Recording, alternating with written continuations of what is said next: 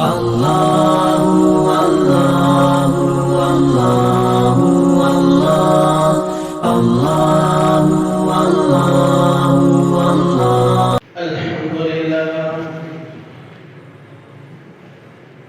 لله الذي لم يزل ولا يزال حيا قيوما سميعا مدبرا بصيرا واشهد ان لا اله الا الله وحده لا شريك له واشهد ان سيدنا وسندنا ومولانا محمدا عبده ورسوله اما بعد فقد قال الله عز وجل في كلامه المجيد أعوذ بالله من الشيطان الرجيم بسم الله الرحمن الرحيم ولا تقولوا لمن يقتل في سبيل الله أموات بل أحياء ولكن لا تشعرون وقال تعالى في مقام آخر هو الذي أرسل رسوله بالهدى ودين الحق ليظهره على الدين كله ولو كره المشركون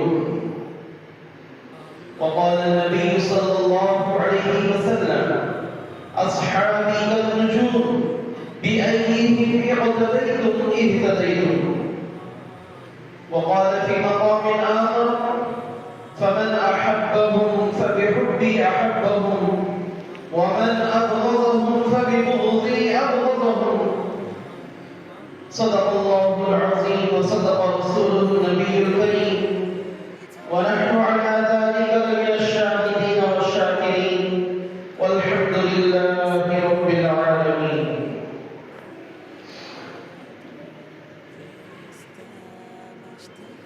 محترم بزرگوں معزز دوستوں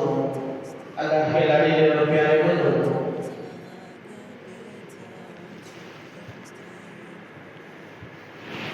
اسلام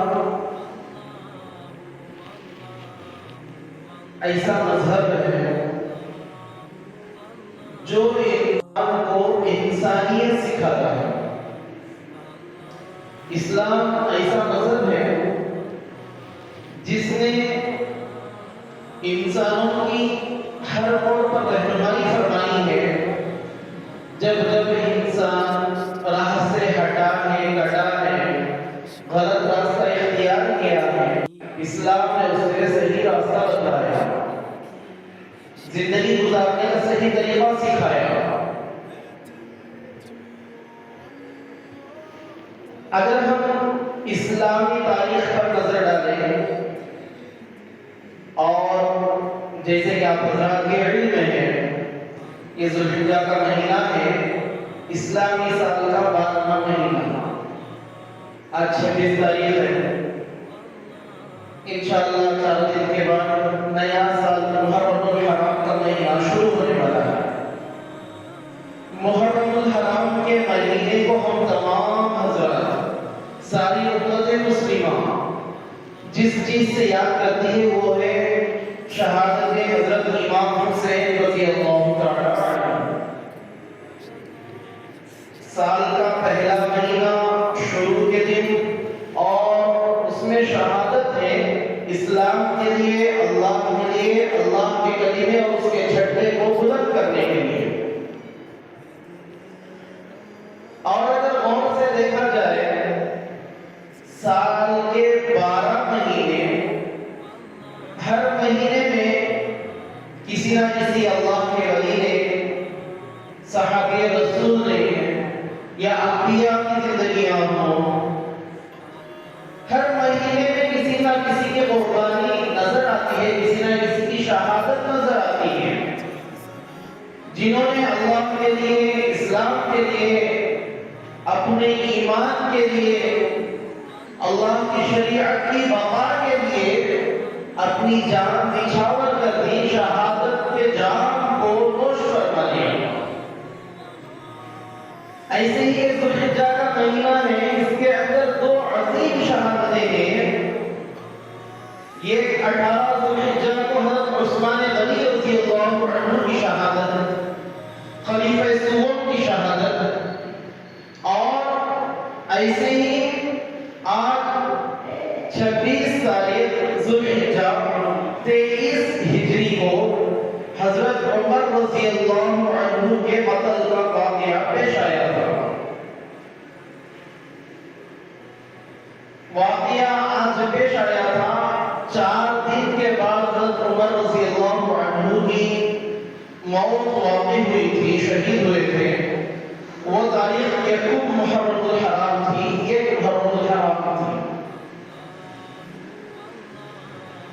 آج کی تاریخ بعض علماء نے حضرت عمر رضی اللہ عنہ کا یہ جو واقعہ پیش آیا، کسی نے 25، کسی نے 26، کسی نے 27 بتلائی ہے، عموماً جمہور علماء 26 تاریخ نقل کرتے ہیں۔ یہ جو واقعہ ہے اسلام کے لیے، نظام عدل کے لیے، شریعت کے لیے، مسلمانوں کے لیے بہت بڑا المناک واقعہ ہے، بہت بڑا دردناک واقعہ۔ حضرت عمر جیسی ہستی کا دنیا سے چلے جانا اسلام کا ایسا بڑا نقصان تھا کہ اس نقصان کی تلافی کوئی نہیں کر پایا۔ حضرت عمر رضی اللہ عنہ کی زندگی اگر ہم جانیں، ان کے جو اہم واقعات تھے، ان کی زندگی کے جو اہم حالات ہیں، اگر یہ ہمارے علم میں ہو، اگر یہ ہماری نظر میں ہو، تو حضرت عمر رضی اللہ عنہ کا قتل ہو جانا، شہید ہو جانا، یہ کتنا بڑا نقصان تھا اسلام کے لیے، یہ ہمیں سمجھنا آسان ہو سکتا ہے۔ خطبے کے اندر ایک آیت پڑھی گئی، اللہ رب العزت فرماتے ہیں هو الذی ارسل رسولہ، اللہ کی ذات وہ ہے جس نے اپنے رسول کو بھیجا، بدین الحق، دین حق کے ساتھ۔ اللہ رب العزت نے اپنے نبی کو دین حق کے ساتھ دنیا میں مبعوث فرمایا، لِيُظْهِرَهُ عَلَى الدِّينِ كُلِّهِ، تاکہ وہ دین دنیا کے تمام دینوں پر، تمام مذاہب پر غالب ہو جائے۔ یعنی اگر موٹے انداز سے کہا جائے، اللہ تعالیٰ نے اپنے نبی کو اسلام دے کر بھیجا تاکہ وہ اسلام مذہب، دین اسلام تمام غیر دینوں پر، باطل دینوں پر غالب ہو جائے۔ بات سمجھ رہی ہے؟ اللہ کے نبی صلی اللہ علیہ وسلم جب دنیا سے پردہ فرما گئے، 63 سال کی عمر ہے، مدینہ، مکہ اور کچھ اطراف کے علاقے مسلمان ہوئے تھے، اسلام میں داخل ہوئے تھے، اسلامی مملکت میں تھے، اور ساری دنیا باقی تھی، سارا عرب باقی تھا۔ بڑے بڑے جو اس وقت کے سپر پاور تھے، شام جہاں پر رومن حکومت تھی، ایران جہاں پر پرشین حکومت تھی، بڑے بڑے سپر پاور ابھی بھی باقی ہیں، اور بڑے بڑے علاقے ہیں جہاں پر ابھی بھی باطل مذاہب چلتے تھے، بادشاہی مذاہب چلتے تھے، لوگوں کے اپنے اپنی عبادتیں، اپنے اپنے خدا موجود تھے۔ یعنی کہنا یہ ہے کہ اللہ کے نبی صلی اللہ علیہ وسلم کو اللہ نے جب بھیجا، اللہ تعالیٰ فرماتے ہیں اسلام دے کر بھیجا تاکہ وہ اسلام تمام دوسرے مذاہب پر غالب ہو جائے، مگر جب اللہ کے نبی صلی اللہ علیہ وسلم دنیا سے پردہ فرما رہے ہیں تو نظارہ یہ ہے کہ اسلام غالب نہیں ہوا ہے، اسلام غالب نہیں ہوا ہے۔ مفسرین حضرات اس آیت کی تفسیر لکھتے ہیں کہ حضرت عمر رضی اللہ عنہ کی وہ ذات ہے جو اس آیت کا مصداق تھی، اس آیت کو پورا کرنے والی ذات حضرت عمر رضی اللہ عنہ کی تھی کہ حضرت عمر رضی اللہ عنہ جب وفات پا رہے ہیں 22 لاکھ مربع میں، یعنی کہ حکومت تھی، اللہ کا پرچم لہرا رہا تھا، کلمہ حق ہر جگہ ثابت ہو چکا تھا۔ لِيُظْهِرَهُ عَلَى الدِّينِ كُلِّهِ، اسلام ہم نے دے کر بھیجا تاکہ تمام مذاہب پر غالب آ جائے۔ حضرت عمر رضی اللہ عنہ نے پورا کر دکھایا۔ گویا کہ اللہ تعالیٰ نے عمر کو چنا ہی تھا اپنے اسلام کو بلند کرنے کے لیے۔ حضرت عمر رضی اللہ عنہ کے انتقال کا واقعہ آج کی تاریخ کے حساب سے یہ اصل ہے،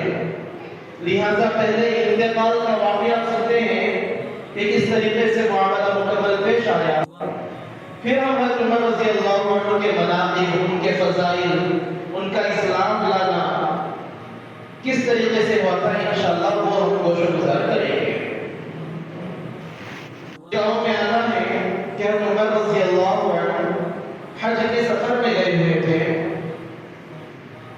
حضرت عمر رضی اللہ عنہ نے وہاں پر اللہ کے دربار میں دعا کی کہ یا اللہ اب میرے کندھے جواب دے چکے ہیں، میرے ہاتھوں میں اب وہ طاقت نہیں رہی، اسلامی مملکت بہت بڑھ گئی ہے،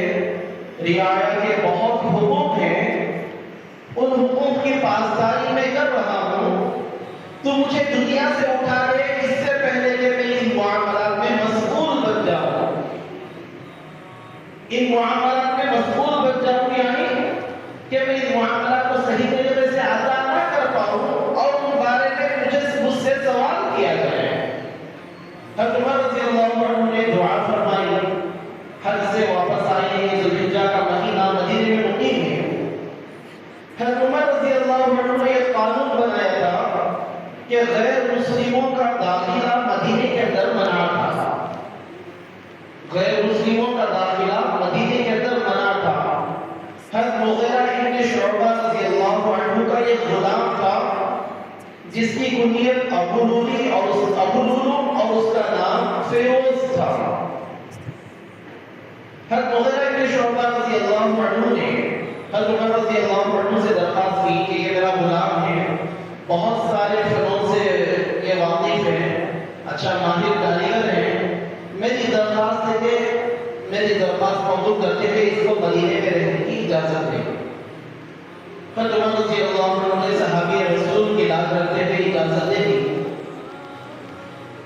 پہلے یہ چلتا تھا کہ جو غلام ہوتے تھے وہ اپنی کمائی کا کچھ حصہ اپنے آقاؤں کو دیا کرتے تھے، لہذا ابو لولو روزانہ 2 درہم حضرت مغیرہ ابن شعبہ رضی اللہ عنہ کو دیا کرتا تھا۔ اس نے آ کر عمر رضی اللہ عنہ کے دربار میں شکایت کی اپنے آقا کی کہ مغیرہ ابن شعبہ میرے آقا مجھ سے روزانہ 2 درہم لیتے ہیں۔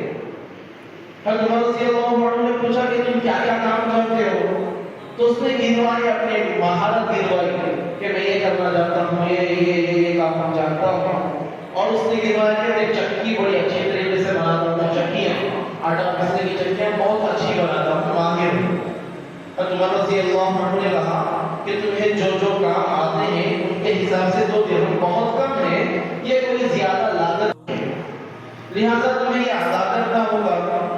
وہ غصہ ہو گیا، ناراض ہوا، بڑبڑانے لگا، الغرض فیصلہ ختم ہوا۔ حضرت عمر رضی اللہ عنہ نے کہا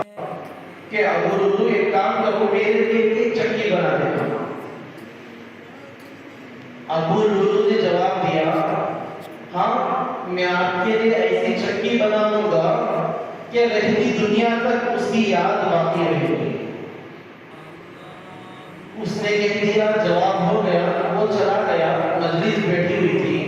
حضرت عمر رضی اللہ عنہ کی فراست دیکھیں، اللہ تعالیٰ نے اسی فراست عطا فرمائی تھی، ایسے ہی نہیں کہ آدھی دنیا پہ حکومت کرنی ہے، وہ آدھی دنیا کا حکومت ایسے ہی نہیں تھا، بلکہ اللہ تعالیٰ نے فراست کو دی تھی۔ فرمایا عمر رضی اللہ عنہ نے کہ اس شخص نے مجھے قتل کی دھمکی دی ہے، یہ مجھے قتل کی دھمکی دے کر گیا ہے، اور یہ سیاست عمر ہے۔ اب اسلام کا نظام دیکھیے، نظام عدل، انصاف والا نظام جسے کہا جاتا ہے، کہ پتا چل گیا کہ اس نے قتل کی دھمکی عمر رضی اللہ عنہ نے اسے طے حکم نہیں دیا. جیسے آج کل کے قوانین ہیں، انہیں میں بیوقوف قوانین کہتا ہوں کہ بنانے والے کس بیوقوف نے بنائے ہیں. شک کی بنیاد پر کسی کو بھی اٹھائے اندر ڈال دیے اور پھر اس سے کہا جاتا ہے کہ اندر رہ کر اپنی صفائی پیش کی جائے. باہر بھی ہے انسان، کچھ نہ کچھ ہاتھ پیر مارے گا، اپنی صفائی پیش کرے گا. مگر آج کل نہیں چلتا ہے نا، کسی کے ڈاؤٹ آ گیا ڈاؤٹ کیس کے اندر ڈال دے، مجبور انہیں کیا کرے گا. مگر اسلامی نظام اس کی اجازت نہیں دیتا. اسلام کہتا ہے کہ ہر انسان طبعاً آزاد ہے، وہ اپنی پیدائش کے اعتبار سے آزاد پیدا ہوا ہے. اگر غلام اگر وہ ہوا ہے تو اس کے لیے کچھ نہ کچھ ثبوت، کوئی وجہ ہونی چاہیے، اسی کے بعد وہ غلام مانا جائے گا، ورنہ وہ طبعاً آزاد ہوگا. حضرت عمر رضی اللہ عنہ نے نہ اس کے قید کرنے کا حکم دیا، نہ اس پر نگاہ رکھنے کا حکم دیا، کوئی جاسوسی ٹیم نہیں چھوڑی اور اپنے لیے کوئی باڈی گارڈز بھی طے نہیں کیے. نارمل زندگی گزر رہی ہے. کچھ دن گزرے، کچھ ہی دن معاملہ یہ پیش آیا کہ حضرت عمر رضی اللہ عنہ فجر کی نماز پڑھا رہے ہیں. فجر کی نماز کے اندر حضرت عمر رضی اللہ عنہ امیر المومنین، بادشاہ کے وقت، بلکہ اس وقت بادشاہ ہوتے تھے، امیر ہوا کرتے تھے. اور کتابوں میں آتا ہے کہ سید القوم خادمہم، قوم کا جو سردار ہوتا ہے وہ ان کا خادم ہوتا ہے، حاکم نہیں ہوتا. گھر کا جو بڑا ہوتا ہے وہ سارے گھر والوں کی خدمت کرنے والا ہوتا ہے، وہ ان پر حکمران نہیں ہوتا. سید القوم خادمہم کی مثال حضرت عمر رضی اللہ عنہ تھے کہ قوم کے سردار تھے مگر ان کی خدمت کرنے والے تھے. حاکمانہ مزاج نہیں تھا، بادشاہت والا نظام قائم نہیں تھا. حضرت عمر رضی اللہ عنہ امامت کروا رہے ہیں، امیر المومنین فجر کی نماز کی امامت کر رہے ہیں. یہ جو فیروز ابو لولو تھا، یہ اپنے قبر کے اندر خنجر چھپا کر لایا تھا، 2 دھاری خنجر تھا. وہ صف میں کھڑے ہیں، نماز جاری ہے. حضرت عمر رضی اللہ عنہ کی نماز کی حالت میں ہی ابو لولو نے درمیان صف میں سے نماز پڑھی اور آ کر حضرت عمر رضی اللہ عنہ کے خنجر مارے. 2 دھاری خنجر اور لگاتار 6-7 بار مارنے کی وجہ سے حضرت عمر رضی اللہ عنہ وہیں پر گر گئے. اور حضرت عبد الرحمن ابن عوف رضی اللہ عنہ حضرت عمر رضی اللہ عنہ کے پیچھے میں کھڑے ہوئے تھے پہلی صف میں. حضرت عمر رضی اللہ عنہ کے گرتے ہی وہ فوراً پڑھے اور مختصر سورتوں کے ساتھ نماز پوری کی. نماز کا یہ مقام ہے. عمر جیسی شخصیت خون آلود ہو کر گری پڑی ہے مگر نماز توڑی نہیں گئی، نماز کو نہیں چھوڑا گیا. تھوڑی بخار، تھوڑی سردی آئی تو فجر میں اٹھنا مشکل ہے، تھوڑی سی بخار آئی تو بستر چھوڑنا مشکل ہمارے لیے. اور ہم محبت صحابہ کا اعلان ہم کرنے والے ہیں، محبت نبی کا اعلان ہم کرنے والے ہیں. صحابہ کے نام پر، نبی کے نام پر جان نثاری کا نعرہ ہم لگانے والے. ہماری حالت میں یہ تھوڑی سردی ہمیں نمازوں سے روک دیتی ہے اور یہاں پر عمر جیسی شخصیت خون گزر پڑی ہے مگر صحابہ نے نماز نہیں توڑی. حضرت عبد الرحمن ابن عوف رضی اللہ عنہ آگے بڑھے اور حضرت عمر رضی اللہ عنہ کی جگہ پر نماز پوری کی. یہ جو ابو لولو شخص تھا یہ صحابہ کے درمیان سے سفید توڑ کر جب بھاگنے لگا، یہ نہیں کہ صرف حضرت عمر رضی اللہ عنہ کو زخمی کیا اور 13 صحابہ رضی اللہ عنہ کو اس نے زخمی کیا، جس میں سے 6000 شہید بھی ہو گئے. پکڑنے کی کوشش کر رہے مگر وہ سب کو خنجر، ایک آدمی بکھرا ہوا ہے، پتہ نہیں کہ سامنے ایک بڑی جماعت موجود ہے جو مجھے چھوڑے گی. وہ پوری کوشش کر رہا ہے بھاگنے کی اور سب کو زخمی کرنے کی کوشش ہے. آخر جب اس کو پکڑ لیا گیا تو اس نے اپنے آپ کو ختم کر خنجر مار دیا. کتابوں میں آیا ہے کہ یہ جو چیز تھی، ابو لولو جو شخص تھا یہ مجوسی تھا اور ایران سے آیا ہوا تھا اور ایران کی حکومت کو حضرت عمر رضی اللہ عنہ نے ڈھا دیا تھا. وہاں کے بادشاہ ختم کر کے اسلام کا پرچم لہرایا تھا. وہاں کا جو محکوم تھا، بادشاہ تھا، اس نے اور اس کے لوگوں نے، یہود نے مل کر ابو لولو کو تیار کیا تھا. پیسے کے لیے ہو یا کسی اور وجہ سے تیار کیا تھا کہ وہ جا کر عمر رضی اللہ عنہ کو شہید کرے گا، جس پر اسے معاوضہ دیا جائے گا. حضرت عمر رضی اللہ عنہ زخمی پڑے ہیں، ابو لولو بھی انتقال ہو گیا، نماز مکمل ہوئی۔ حضرت عمر رضی اللہ عنہ نے صحابہ سے پوچھا کہ دیکھو تو صحیح مجھے قتل کرنے والا کون ہے، دیکھو مجھے قتل کرنے والا کون ہے۔ جب دیکھا گیا اور حضرت عمر رضی اللہ عنہ کو بتلایا کہ ابو لولو مجوسی ہے، حضرت عمر رضی اللہ عنہ نے کہا الحمدللہ الحمدللہ کہ میرا قتل کرنے والا کوئی مسلمان نہیں ہے، میرا قتل کرنے والا کوئی مسلمان نہیں نکلا، میں اس پر اللہ کا شکر ادا کرتا ہوں، ورنہ اگر مسلمانوں کے قتل کے در پہ ہوں گے تو یہ فتنہ ہے۔ اگر مسلمان کی جان کا دشمن بن رہا ہے تو سمجھو کہ یہ فتنہ ہے کہ مسلمان دوسرے مسلمان کا بھائی ہے۔ اللہ کے نبی نے کو زبان اور ہاتھوں سے تکلیف دینے کو منع فرمایا تو قتل تو دور کی بات ہے۔ اللہ رضی اللہ عنہ زخمی ہوئے ہیں، پھر انہیں لے جایا گیا، کچھ کھلا رہے ہیں پلا رہے ہیں، تو چونکہ خنجر 6-7 بار لگے تھے، جو پیٹے آنکھوں سے ویسے ہی باہر نکلا تھا۔ گویا کہ لوگوں نے صاف ظاہر کر دیا کہ اب حضرت عمر رضی اللہ عنہ کو شفا نہیں ہو سکتی، اب موت کے دن قریب ہے۔ حضرت عمر رضی اللہ عنہ 4 دن بستر مرض پر لیٹے ہوئے ہیں، مگر ان حالتوں میں بھی نماز کی پابندی ہے، ان حالتوں میں بھی نماز پڑھ رہے ہیں، صحابہ کو نصیحتیں ہو رہی ہیں، ان کے بعد زندگی کس طریقے سے گزارے اس کے لیے صحابہ کو بار بار مجلسیں قائم ہو رہی ہیں۔ حضرت علی رضی اللہ عنہ آئے عیادت کر رہے ہیں، دوسرے صحابہ آ رہے ہیں عیادت کر رہے ہیں، حضرت ابن عباس رضی اللہ عنہ آئے عیادت کرنے کے لیے، دیکھا کہ حضرت عمر رضی اللہ عنہ رو رہے ہیں، فرمایا حضرت ابن عباس رضی اللہ عنہ کے عمر امیر المؤمنین آپ رو رہے ہیں، آپ کے چہرے پر غم کے آثار نظر آ رہے ہیں، کیا بات ہے؟ حضرت عمر رضی اللہ عنہ نے فرمایا کہ وہ موت کے ڈر سے نہیں رو رہا ہوں، بلکہ میں اس ڈر سے رو رہا ہوں کہ موت کے بعد میرا کیا ہوگا، موت کے بعد میرے ساتھ کیا معاملہ ہوگا، قبر کے اندر میرا کیا معاملہ ہوگا، حشر میں میرا کو کیا چہرہ دکھاؤں میرے ساتھ میرا رب کیا برتاؤ کرے گا۔ کون عمر؟ وہ عمر جس کے بارے میں اللہ کے نبی صلی اللہ علیہ وسلم نے بشارت دی کہ عمر میں نے تمہاری جنت اپنی آنکھوں سے دیکھی۔ حدیث میں آتا ہے، صحیح ہے، بخاری اور مسلم کی حدیث ہے، فرماتے ہیں کہ اللہ کے نبی صلی اللہ علیہ وسلم نے فرمایا کہ میں نے خواب دیکھا کہ میں جنت میں ہوں، جاتے جاتے میں نے دیکھا کہ ایک محل بنا ہوا ہے، جنت کے اندر ایک محل بنا ہوا ہے اور کوئی عورت وہاں پر وضو فرما رہی ہے، محل کے باہر جو باغ وغیرہ ہے وہاں پر میری نظر پڑی، اور جب میں نے پوچھا کہ کس کا محل ہے تو مجھے بتلایا گیا ہے یہ عمر کا محل ہے، مجھے بتایا گیا کہ یہ عمر کا محل ہے، عمر کے لیے اللہ تعالیٰ نے بنایا ہے۔ مجھے غیرت آئی، میں چاہ رہا تھا کہ جا کر میں دیکھوں اس جنت کو، میں چاہ رہا تھا کہ میں دیکھوں جا کر اس محل کو،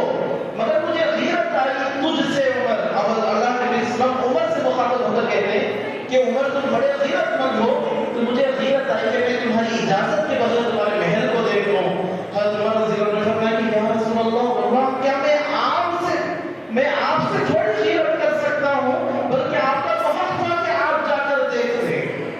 حضرت عمر رضی اللہ عنہ کا بنا بنایا ہوا محل دیکھ رہے ہیں، عشرہ مبشرہ، وہ 10 صحابہ جن کے جنتی ہونے کی گارنٹی اللہ کے نبی نے زمین نہیں دے دی تھی، ان صحابہ کے چوتھا نام حضرت عمر رضی اللہ، دوسرا نام حضرت عمر رضی اللہ عنہ کا ہے۔ ایسے صحابی یہ کہہ رہے کہ مجھے موت سے نہیں، مرنے کے بعد سے میں ڈر رہا ہوں، مرنے کے بعد میرے ساتھ کیا معاملہ ہوگا اس بارے میں مجھے ڈر رہے ہیں۔ حضرت عمر رضی اللہ عنہ کہتا ہے سارے صحابہ نبی کے مرید تھے، مانتے ہیں نا آپ بھی، سارے صحابہ نبی کے مرید تھے، ظاہر سی بات ہے، مگر فرماتے ہیں کہ حضرت عمر نبی کی مراد تھے۔ سارے صحابہ نبی کے مرید مگر حضرت عمر نبی کے مراد ہیں، مراد رسول۔ وہ کس طریقے سے کہ اللہ کے نبی صلی اللہ علیہ وسلم نے کعبے کے خلاف کو پکڑ کر یہ دعا مانگی تھی، اللہم اعز الاسلام بحق رجل من عمر بن الخطاب وعمر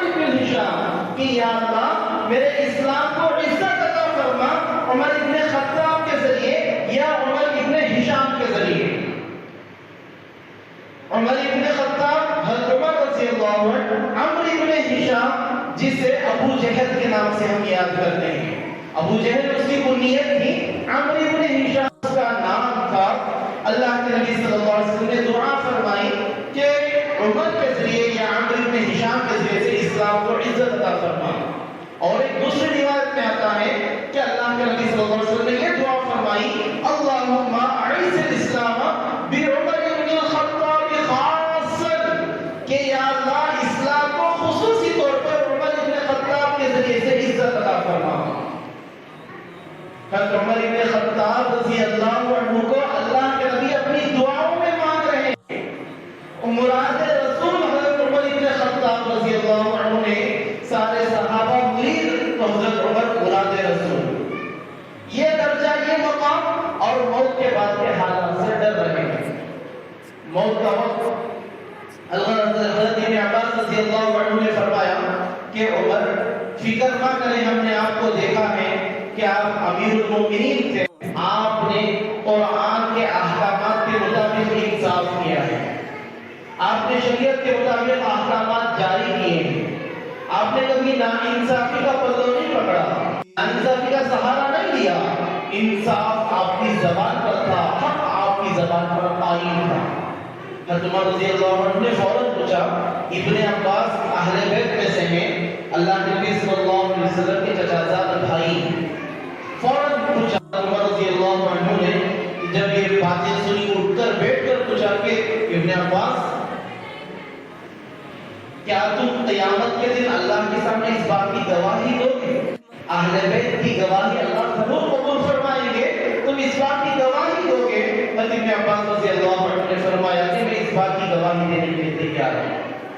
میں اس بات کی گواہی دینے کے لیے تیار ہوں۔ حضرت عمر رضی اللہ عنہ نے فرمایا کہ اب مجھے اطمینان ہوا، اب مجھے اطمینان ہے کہ اللہ کے سامنے تم گواہی دینے والے ہوگے تو میرا معاملہ آسان ہو جائے گا۔ حضرت عمر رضی اللہ عنہ کی ایک فکر تھی کہ جب انتقال کا وقت ہے اپنے بیٹے کی گود میں سر رکھے ہوئے، بیٹے کو کہا کہ بیٹا میرا سر زمین پر رکھ دینا۔ بیٹے نے ایک مرتبہ میں نہیں رکھا، تھوڑا کسا کر تھوڑا نیچے گود میں رکھ دیا، تو پھر فرمایا کہ بیٹا میرا سر زمین پر رکھ دو، میں نہیں کہا۔ حضرت عبداللہ رضی اللہ عنہ نے حضرت عمر رضی اللہ عنہ کا سر زمین پر رکھا تو اپنے چہرے کو زمین پر رگڑنے لگے اور کہہ رہے تھے حضرت عمر رضی اللہ عنہ، ان کی زبان پر یہ الفاظ تھے، عمر کے لیے بربادی ہے، عمر کی والدہ کے لیے بربادی ہے کہ اگر اللہ اسے معاف نہ فرمائے، اگر اللہ عمر رحم نہ کھائے تو عمر کے لیے بربادی ہے۔ اور کہا کہ یا اللہ تو بہتر جانتا ہے، تو بہتر جانتا ہے کہ میں نے کیسی زندگی گزاری ہے، میں نے کس طریقے سے زندگی گزاری ہے، سب کچھ تیرے سامنے ہے، بس میں تجھ سے رحم کی بھیک مانگتا ہوں، اگر تو نے مجھے معاف کر دیا تو سب سے بڑا خوش نصیب میں ہوں، اور اگر تو نے مجھے معاف نہیں فرمایا تو مجھ سے بڑا بدبخت اور بد نصیب اور کوئی نہ ہوگا۔ یہ حضرت عمر رضی اللہ عنہ کی زندگی، یہ حضرت عمر رضی اللہ عنہ کی وفات کا وقت، اور پھر فرمایا اپنے بیٹے سے کہ بیٹے جا کر امی عائشہ صدیقہ رضی اللہ عنہا سے کہنا کہ عمر اپنے انتقال کے بعد آپ کے حجرے میں نبی اور صدیق کے پڑوس میں اپنے لیے قبر کی جگہ طلب کرتے ہیں، اور جا کر کہنا کہ عمر نے کہا ہے، امیر المومنین مت کہنا، جا کر تم کہو گے کہ امیر المومنین نے کہا تو گویا کہ بادشاہ نے بھیجا ہے، ڈر سے اجازت دے دے، امیر المومنین کے لفظ نہ ہو کہ کہنا کہ عمر نے بھیجا ہے۔ حضرت عبداللہ بن عمر گئے اور جا کر اجازت طلب کی، امی عائشہ صدیقہ رضی اللہ عنہا نے فرمایا، وہ بھی روتے ہوئے بیٹھی تھی حضرت عمر رضی اللہ عنہ کی اس واقعے پر، پھر فرماتی ہے روایت میں آیا ہے کہ امی عائشہ صدیقہ رضی اللہ عنہا نے فرمایا کہ عبداللہ یہ جگہ میں نے اپنے لیے طے کر رکھی تھی، اپنے لیے میں نے مقرر کر رکھی تھی کہ ایک تو میرے شوہر سوئے ہوئے ہیں، ایک میرے والد ہیں، پڑوس میں سوچا ہوں کہ یہ میری خواہش تھی، مگر میں اپنی ذات پر عمر رضی اللہ عنہ کی ذات کو ترجیح دیتی ہوں۔ حضرت عمر رضی اللہ عنہ زیادہ حقدار ہیں کہ وہ میرے والد اور میرے شوہر کے پڑوس میں آ کر آرام فرمائیں، لہٰذا میں اجازت دیتی ہوں۔ حضرت عبداللہ نے اور عمر رضی اللہ عنہ کو بتلایا کہ اجازت مل گئی۔ حضرت عمر رضی اللہ عنہ نے فرمایا کہ آخری تھی کہ میں میرے ساتھ پھر فرمایا کہ جب جنازہ تیار ہو جائے پھر جانا دروازے پر کر دوبارہ اجازت لینا، اس وقت اگر اجازت ہے تو مجھے وہاں پر دفن کرنا، ورنہ مجھے عام مسلمانوں کے قبرستان میں دفن کر دینا۔ حضرت عمر رضی اللہ عنہ کا جنازہ تیار ہوا، دروازے پر پھر اگر اجازت طلب کی تو امی عائشہ صدیقہ رضی اللہ عنہ نے اندر سے کہا مرحبا بی عمر، کہ عمر کے لیے ہم مرحبا اور خوش آمدید کہتے ہیں، اور پھر وہ حجرے سے باہر آ گئی۔ حضرت عمر رضی اللہ عنہ کو وہاں پر دفن کیا گیا۔ قبر کھول رہے ہیں حضرت علی رضی اللہ عنہ، حضرت ابن مسعود رضی اللہ عنہ فرماتے ہیں کہ میرے کندھے پر کسی نے ہاتھ رکھا، میں نے پلٹ کر دیکھا تو دیکھا کہ علی ہے، اور علی نے یہ فرمایا کہ عمر میں جانتا تھا کہ یہ جگہ تمہاری ہی ہے، میں جانتا تھا کہ یہ جگہ تمہاری ہے اور اس کے حقدار تم ہی ہو سکتے ہو، تمہارے سوا کوئی نہیں ہو سکتا، کیونکہ میں نے ہزاروں بار نبی کی زبان سے سنا کہ میں اور عمر کہے، میں اور عمر آئے، میں ابو بکر اور عمر وہاں پر گئے تھے، میں ابو بکر اور عمر یہاں پر گئے تھے، میں ابو بکر اور عمر بیٹھے تھے، میں ابو بکر اور عمر جا رہے تھے، جب بھی نبی الفاظ نکالتے تو کہتے میں ابو بکر اور عمر، میں ابو بکر اور عمر۔ تو میرا گمان تو یہ تھا کہ جب اللہ کے نبی صلی اللہ علیہ وسلم کے پاس سونے کی باری آئے گی تب بھی ابو بکر عمر اور نبی ہی ہوں گے۔ یہ روایت ہے کہ اللہ کے نبی صلی اللہ علیہ وسلم مسجد نبوی میں داخل ہوئے، صحابہ رضی اللہ عنہ بیٹھے ہیں، یہاں پر حضرت ابو بکر کا ہاتھ ہے اور یہاں پر حضرت عمر رضی اللہ عنہ کا ہاتھ ہے۔ اللہ کے نبی صلی اللہ علیہ وسلم نے دونوں کا ہاتھ پکڑ کر فرمایا کہ قیامت کے دن میں ابو بکر اور عمر اسی طریقے سے اٹھیں گے، میں ابو بکر اور عمر میدان حشر میں اسی طریقے سے آئیں گے۔ یہ شان عمر رضی اللہ عنہ ہے، یہ حضرت عمر رضی اللہ عنہ کے حالات، ان کے مناقب، اور یہ صرف انتقال اور شہادت کے واقعات، ورنہ ساری زندگی عمر رضی اللہ عنہ کی ایک واقعہ بھی، ایک ان کے قصے بھی بڑے بڑے المناک، بڑے دردناک اور بڑے سبق آموز، حضرت عمر رضی اللہ عنہ کی زندگی اللہ تعالیٰ نے وہ ایک مثال بنا دی، اور عمر جیسی شخصیت پھر دنیا میں کوئی آ نہیں سکتی، کوئی ان جیسا بن ہی نہیں سکتا۔ اللہ تعالیٰ نے عمر رضی اللہ عنہ کو جو فراست دی تھی، جو حق گوئی دی تھی، جو بلند ہمتی دی تھی، اس کے بارے میں جتنا بھی کہا جائے اتنا نہیں، وقت اس کا بالکل تحمل نہیں کر سکتا، وقت بالکل تحمل نہیں۔ ابھی شہادت کا واقعہ بھی پورا نہیں ہوا کہ وقت ہو چکا ہے۔ حضرت عمر رضی اللہ عنہ کی ساری زندگی بہت ہے، لہٰذا ہم تمام کو چاہیے کہ صحابہ رضی اللہ عنہ کی زندگی کو پڑھیں، حضرت عمر رضی اللہ عنہ کی زندگی، دوسرے صحابہ کی زندگیاں پڑھیں، اس کے بارے میں معلومات حاصل کریں، زندگیوں کو جانیں اور ان جیسی زندگی گزارنے کی کوشش کریں۔ اللہ تعالیٰ سے دعا ہے کہ اللہ تعالیٰ ہمیں صحابہ سے محبت رکھنے کی اور ان کی محبت کے ساتھ زندگی گزارنے کی توفیق عطا فرمائے، ان جیسی زندگیاں اور ان جیسے اعمال کرنے کی توفیق عطا فرمائے۔ آمین۔ وآخر دعوانا الحمدللہ۔